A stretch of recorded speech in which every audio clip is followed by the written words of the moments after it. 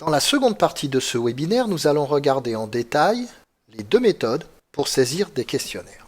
Première méthode, la méthode dite des questionnaires papier. Le logiciel vous permet, en cliquant sur le bouton Organisation et moyens, d'afficher une lettre d'accompagnement ou un questionnaire vierge. Vous l'avez à l'écran. Ce questionnaire comprend la liste des informations administratives ainsi que les questions et les cases à cocher.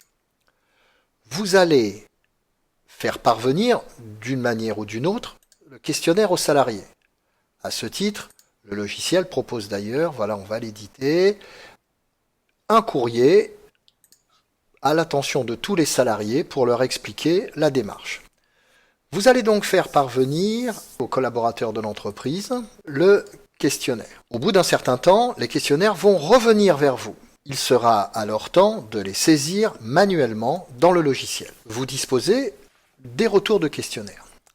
Pour les saisir, allez dans le centre de contrôle des questionnaires, choisissez une unité de travail et cliquez sur le bouton « Ajouter un questionnaire ». Dans la première fenêtre, vous allez saisir les informations dites administratives du questionnaire. Le nom de la personne, celui-ci est facultatif, le logiciel accepte les questionnaires anonymes, un identifiant unique, puis un ensemble d'informations statistiques. Nous ne les avons pas inventées, ce sont celles de l'enquête Sumer 2003. Voilà, je renseigne la fonction, la position, l'ancienneté et le statut. Je valide. La première information que nous voyons dans la colonne réponse, c'est le nombre de réponses actuelles, 0, nous n'avons encore rien saisi. L'état est donc incomplet, il est indiqué par le petit i sur fond bleu. Si nous cliquons sur la colonne réponse, nous faisons apparaître le questionnaire vierge. Je vais maintenant utiliser le questionnaire papier et saisir les réponses telles que le collaborateur les a lui-même choisies. Cette opération ne présente pas de difficulté particulière, hormis d'être attentif à ce que l'on tape, pour être bien sûr de transcrire les bonnes réponses. Voilà, j'ai presque terminé. Je valide.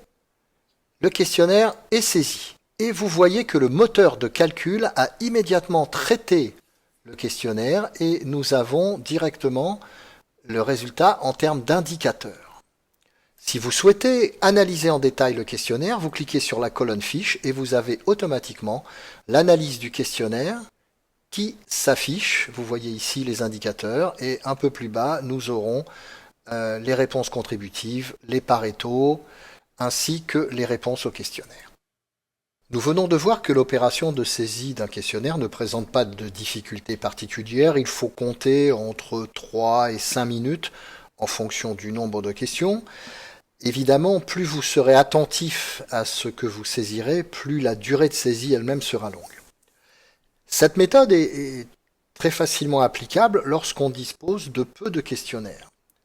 Mais lorsque le nombre de questionnaires à traiter dépasse la centaine, voire plusieurs centaines, cette méthode trouve ses limites. Il faut alors basculer sur le système dit des questionnaires en ligne que nous allons voir tout de suite. La saisie des questionnaires en ligne se fait sur le site internet d'Experton, risquespsychosociaux.online. Pour informer des caractéristiques de connexion, vous utiliserez la lettre d'accompagnement pour les collaborateurs. Le paragraphe 2, qui devrait s'afficher maintenant, voilà, donne les informations pour se connecter, à savoir l'adresse, le nom du projet et le mot de passe. Je vais vous montrer comment se passe la saisie en ligne. Pour cela, je vais accéder au site directement à l'intérieur du logiciel. L'interface bleue est réservée aux responsables de projet. L'utilisateur, lui, cliquera directement sur le bouton « Remplir un questionnaire ». Je vais maintenant me comporter comme utilisateur normal. Je suis sur l'interface verte utilisateur, je tape le nom du projet et Je tape son mot de passe. Je clique sur le bouton « Aller au questionnaire ». Voilà, je suis sur le système en ligne. Je vais maintenant remplir de manière facultative mon nom, le service auquel j'appartiens. Les deux champs suivants sont réservés à Experton, le numéro de questionnaire unique et la date d'enquête. Ensuite, on va trouver les informations administratives que vous aviez vues tout à l'heure lors de la saisie papier. Le secteur d'activité, le sexe, l'âge, la fonction, la position professionnelle. Et si je continue, l'ancienneté et le statut de l'emploi. Juste en dessous se trouve le questionnaire en ligne. On y retrouve un peu le même principe que tout à l'heure. Je vais répondre en faisant des zigzags avec les réponses pour que nous retrouvions facilement tout à l'heure notre questionnaire. Voilà, je continue. Hop, hop. Voilà, je réponds aux dernières questions. Voilà, j'ai pris un questionnaire à 26 questions pour que ce soit plus rapide. Et je clique la dernière question. Une fois mon questionnaire terminé, je clique sur le bouton « Envoyer vos réponses » et voilà, le questionnaire est parti et il va arriver bientôt chez le responsable de projet. Quelques minutes après la saisie en ligne, un mail arrive dans la boîte aux lettres du responsable de projet, du responsable d'enquête. Ce mail, que je vais afficher dans quelques instants à l'écran, voilà, contient en fait les informations liées au questionnaire. Et vous voyez que la dernière ligne, elle est en anglais, hein, Download Answers File, ça veut dire télécharger le fichier contenant les réponses. Donc, l'enquête qui a été faite en ligne, le questionnaire qui a été fait en ligne, va revenir directement sur mon bureau. Alors, je vais raccourcir la fenêtre, voilà, Download Here, je vais télécharger le fichier lié sous, voilà, on va le mettre sur le bureau. Ne soyez pas surpris, c'est une interface Macintosh, le séminaire a lieu sur une machine qui tourne à la fois macOS et Windows.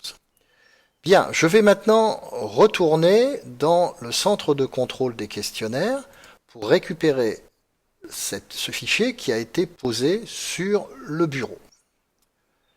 Je saisis, je vais dans mon unité de travail et cette fois je fais importer un questionnaire et je demande au système de lire le fichier qui est sur mon bureau. Voilà. L'import est automatique. On voit toutes les informations que j'ai saisies en ligne. Un second onglet est disponible qui me dit que le questionnaire a été importé sans erreur. Et automatiquement, le questionnaire est intégré. La petite flèche indique que c'est un questionnaire Internet. Et vous retrouvez bien les réponses en zigzag de tout à l'heure. Le moteur de calcul a directement calculé le questionnaire et vous pouvez tout de suite imprimer la fiche individuelle. Une fois tous les questionnaires importés, vous pouvez retourner dans la fenêtre d'analyse pour que le moteur de calcul puisse intégrer les nouveaux questionnaires. Voilà, je vais le faire.